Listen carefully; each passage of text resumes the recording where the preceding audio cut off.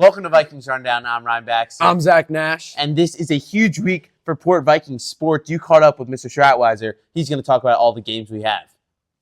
Thanks, Baxter. Strat, tell us what we got coming up. All right, we've been waiting all spring for this week. We start the playoffs this week. We're going to start it off on Wednesday, the 14th. We're home tennis. Boys tennis is the 4 seed in the playoffs. We don't know their opponent yet, but they'll be playing home on Wednesday in the first round. If they win on Wednesday, they'll move on to a home game Thursday, the 15th, also at 5 o'clock here at Port Washington. All right, next up on Thursday, the 15th at 5:30, we have girls lacrosse playing East Meadow here in Port Washington. This is the first time that the Vikings have reached the 2 seed in many, many years, so we need everyone to come out and support and wear blue. All right, Friday night, the 16th, we have girls flag football. They're in the 4-5 game at Burner Middle School. All right, last but not least, we have softball enters the playoffs. They're the 8 seed. They'll take on Massapequa at Massapequa Saturday morning at 10 a.m. Let's hope for a big win coming up for the Vikings. Thanks, Strat. And we're calling on all the Schreiber troops to be in attendance for as many games as possible, as the teams really do need your support. It's a huge week for Port Washington, and we'll be back next week with more playoff games. Now let's take a look at some of our playoff previews.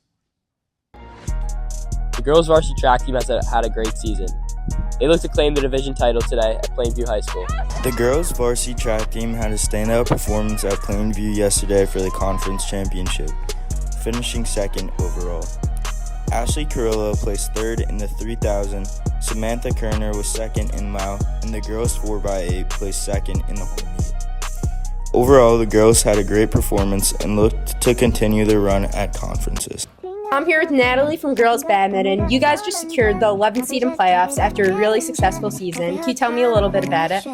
Yeah, so the team has been trying really hard, and all the girls work so hard to get here, and we're really happy to be in playoffs now. You know, it's been a good season, mostly wins, and yeah. And today you guys have a big playoff game against Memphis. Who are some key players we should look out for?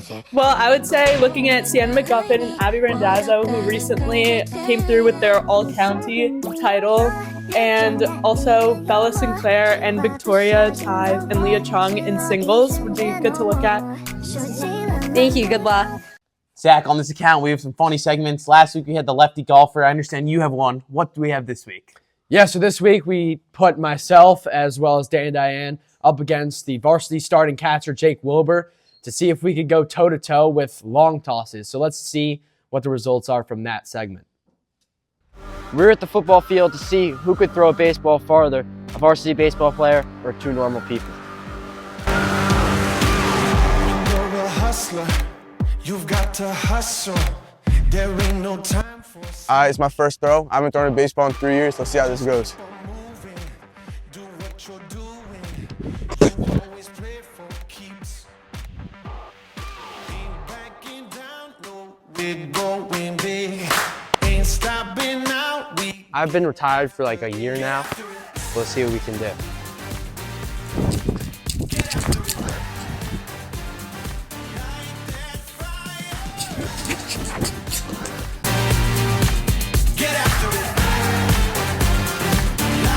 I don't know if I can get it there.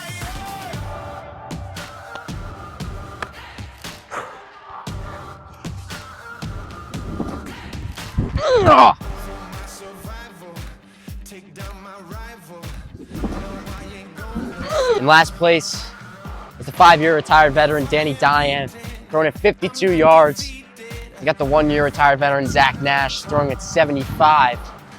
And you got me throwing at 100 yards and coming in first place is the varsity baseball player, as everyone predicted. There we go. That's all here from Vikings HQ, and we'll see you guys next time on Vikings Rundown.